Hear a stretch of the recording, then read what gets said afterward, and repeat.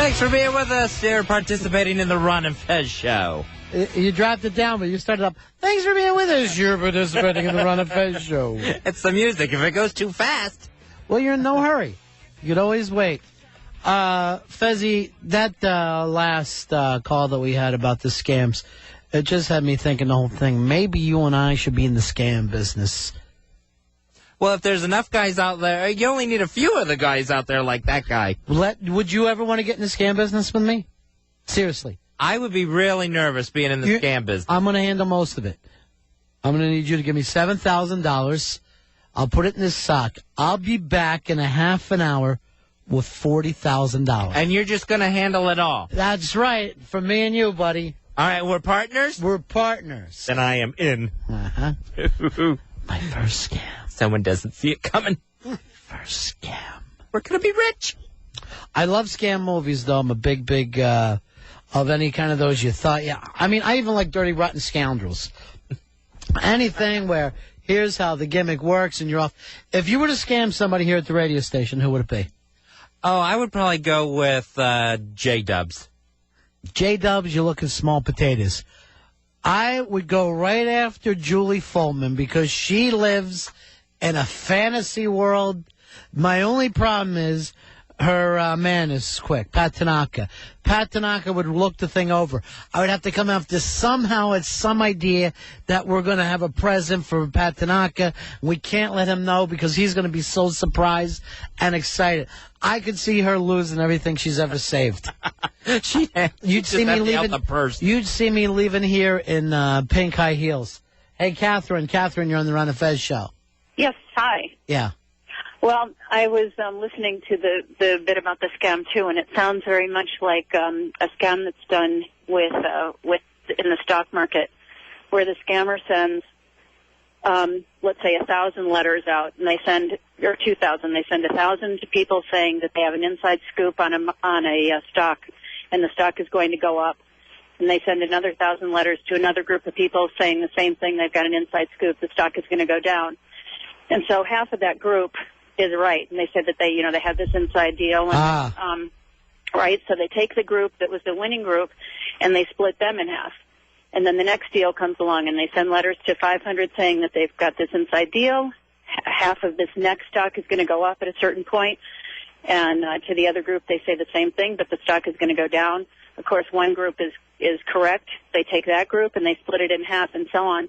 And so by the time you get to the end, people that have been reading these letters, sometimes they send it out as a free, like a newsletter, and it's free for a while, and then at a certain point you have to pay for it. So the people that end up in the winning group after they've done this maybe 5 or 6 generations, they are sure that this is a winning thing because they've been right so many times, and that's what it sounds like probably happened with this guy. And now it's big money. So basically it's the same exact thing of you get half the people betting one way, the other half, and you just stay with the winners group who are hooked. Yeah. Any kind of a deal where it's a one of two things happens. Either it's a win or a lose, or the stock goes up or down. Anytime you've got two, you can do it that way. You start with a big number, and half get one answer and half get the other answer. So that's probably how he did it. All right, great, thanks. Now I know how I'm going to do it. 866-277-4969. 866-277-4969. Hey, Jack, you're on the Ron and Fez show. How you doing, buddy? Hey, Ron and Fez, how you guys doing? Cool in the gang, my friend. Cool in the gang. Well, I have a friend that runs that type of business right now, towards in the Baltimore region. Uh-huh. And what he does, because they try to recruit me to do the same thing down here in the Manassas area. And basically what they do, they give out 8 to 10 games per person. And say you get 10 games. You put $1,000 on 10 games. It's $10,000. And say you hit on like 8 games. So that's you win. You pay them their percentage, and then basically you win whatever you want off those games. Yeah, but this one went way farther along. That one was deep. I mean, what I'm just trying to say what they used to do is, they just go like I said, they just give you a group of games, not just 1 or 2 games, and get lucky with 1 or 2. You'd have to hit a bunch. Right. So that's how they ran their business. All right, thank you very much, my friend. Okay. Because you and I could become scammers. You still I know have you. stock money? No, that's gone. What? I'm going to need more, as a matter of fact. Well, can I give you a check, or do you want to stop at the ATM after the show? Let's stop ATM. And then you know what I'll do? I'll meet you in the morning, and we'll go over to your bank and get this thing going, partner. All right, you hear that? Partner. Partner. Everything's 50-50 with me and you. Oh, I like the sound of this. Oh, this is great. I know. We're going to be rich. One of us will. I can't wait. I don't know what I'll spend the money on. It's going to be a great Christmas.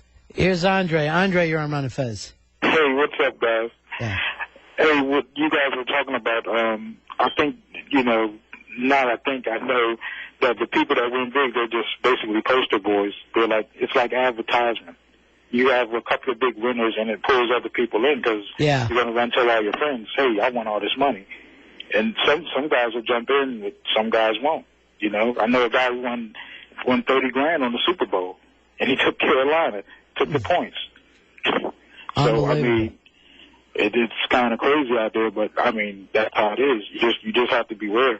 We do not have another sport, I don't think, that we bet the way we do football. Maybe boxing. Right. But boxing is so rare that you're only betting the big fight. And now, of course, March Madness is coming up. But I don't think it's anything like football. And then they literally added that Monday Night Football. So in a way, it's like you take your weekend's winnings and you slap it on Monday night, or you're down so far you better double up and try to bet that Monday night game and get back to ground zero. Yeah, that's your. They give you that lifeboat to get even. And it very rarely is. And that's a hateful game. That Monday night game, I don't know what it is. Most of the time it's a blowout, and you find yourself at a bar, and you're just like, I can't believe I'm in this mess. And those blowout games, for some reason, Monday Night Football, if it's the blowout game, it'll go on till 3 a.m. in the morning for some reason. Yeah. It'll just keep going. Well, how many times have we left here 11 o'clock and caught the second half? I mean, it's most of the time. Most of the time you're going to – I don't know why that game is there more commercials or whatever, but it just seems like it's full with them. J-Dubs is waving to us. He says he's got a website and he wants us to play a little game with him. Yeah, this is Jim Jr.'s Man Quiz. Mm-hmm. Jim Jr. does quizzes, and he's been featured on the Washington Post. How's Jim Sr. doing? I haven't heard from him in years. I think he's dead. Oh, no. Yeah. But this is like you answer a series of questions, just yes or no, and then I tally up the score to see what kind of man you are. If you're a manly man, if you're a sissy girl, I know. You shouldn't even have told us that because we'll be cheating. So without even telling us, don't even total them up. Just ask us some of this. Does any of you guys want to play along with this? 866-277-4969. 866-277-4969. Speaking of the girly man thing, is Arnold in any deep heat for that, Fez? He called some people girly men? Yeah, he's catching a lot of heat, mostly from groups that are saying he's anti-woman and he's homophobic, both. They're saying girly man. Yeah, here's the problem. He's saying some guys that won't do something or go along with some of his ideas are girly men. Now, women are going to hate that because you're acting like, hey, the more girly is being used, derogatory way of saying any man who's a little bit feminine, or just the feminine traits are less than masculine, so you got to be careful of that. And then girly man, meaning gay, is going to make the gays furious. So he's been called chauvinistic and homophobic. And he's in California, where at least half the people are women and half the men are gay. And he's doing this thing where, no, I won't apologize. I won't say I'm sorry. So, and then he will end up apologizing. It was like when he said, I'll kill your pets in 3 days. I hear Mikey Boy says he wants to play along with us, Fez. Let's bring Mikey Boy in, who looks so much like Ken Jennings. It's just amazing, the Jeopardy winner. This will feel like Jeopardy. I hope there's no questions about arts and literature. So Arnold will eventually apologize, even though he says he won't now. You think he will? Yeah, definitely. Just like when he said, I'm sorry, I said I was going to kill your dogs and cats. Okay, yeah, you had a good point there, because I was trying to think, has he ever really backed down? Because he really didn't even back down much on the groping. Oh, yeah, just said, hey, those are the movie days. Yeah.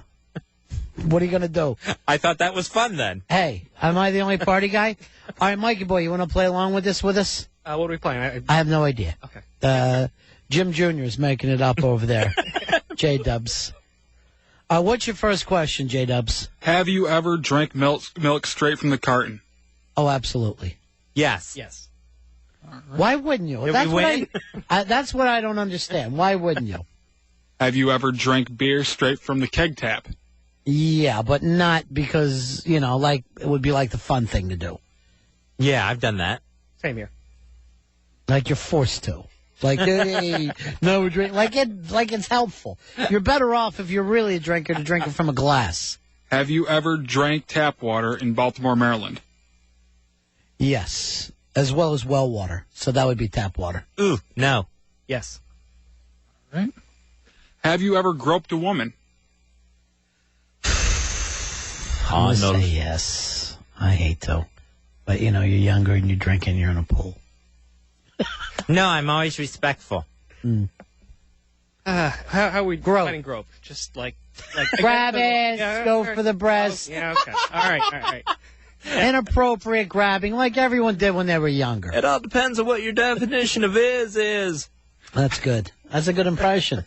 Too bad you couldn't do that during the Clinton years. Now you're ready. Have you ever groped a lesbian? Yes. No. Not as far as I know. Have you ever groped silicone? Yes. That I have, yes. No. I've got some in my pocket right now because it just feels good. What is going on here, Dubs? How is this a contest? I will find out at the end. We have a good number of questions to go through, and then we'll find out. I feel like I'm doing a slam book. I'm not seeing where the entertainment factor is coming from this. We're finding a lot out about you guys. Well, who wants to share? You're answering. All right, go ahead. Okay. Have you ever awakened in a strange place? Yes. Yes. No. You don't drink? Oh, I drank, but when I drank, I'd have this homing thing where I'd automatically make it to my bed always. Really? Yeah, it's pretty great. Then it sounds like somebody's not an alcoholic. Sounds like somebody doesn't have an alcohol problem. Go ahead. Have you ever awakened in a strange place with a woman you don't know? Yeah. No. No. All right. Have you ever woken up in a strange place and did not know how you got there? Yes. No. No. Hey, does somebody else's parked car in a parking lot count? Yes. You wake up in a stranger's parked car. That's a problem. Have you ever given sex tips to your wife? I think everyone does. Yes. Probably, yeah, I guess. No, I've I'm given- not married. Mikey, I've given sex tips to your wife. And I think she's improved dramatically. How is your wife, by the way? She's great. Mikey's got such a beautiful dancer wife. You know who his wife looks like, Fez? You're watching the Big Brother show now? Yep. Lori? Okay. She looks like Lori a little bit to me. That's the first true. thing I thought. You watch Big Brother? Haven't seen her. Check it out. We got Ken Jennings and Lori. And how much are those tips?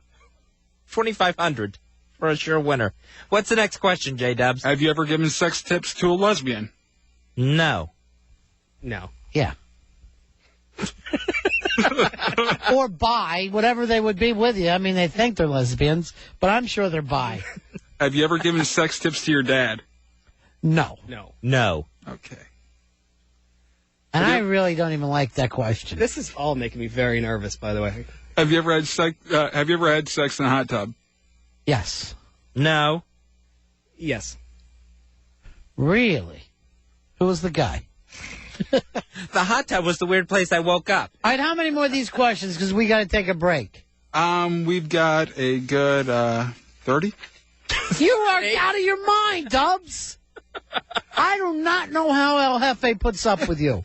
All right, we'll jump around. Let me finish this this next two, and then we will take a break. All right, finish them. Then do it. Have you ever had sex on an airplane? No. No, it's much too dangerous. No. Okay. Have you ever had sex while driving? Yes. No. No. All right. Now, is that the what you're talking about? What's the best way to put this? Clinton sex. Yeah. That counts as sex? That would include? That counts. Yeah. All right, so what are you going to find out here? I think you're going to take that thing home and have relations with it. That's what I don't like about this. What are you trying to find out, Jim Jr.?